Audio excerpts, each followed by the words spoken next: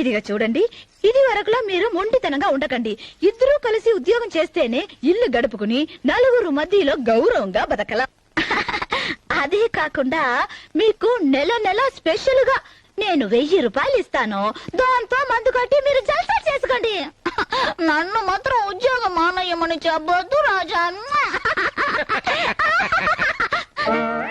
ఒక నెల ఉద్యోగానికి పంపిస్తే ఎంత డెప్త్ లోకి వెళ్ళిపోయావే. అమ్మో, నిన్ను ఇలాగే కంటిన్యూ చేస్తే ఈ డెప్త్ చాలా డేంజర్ అయిపోద్ది. అవునే, ఇది కత్తి. నువ్వు ఇలాంటి నీతి వాక్యాలు మాట్లాడతావని నాకు నెల ముందే కలొచ్చింది. అందుకే పటాన్ దగ్గర నుంచి ప్రత్యేకంగా ఈ కత్తి తెప్పించా.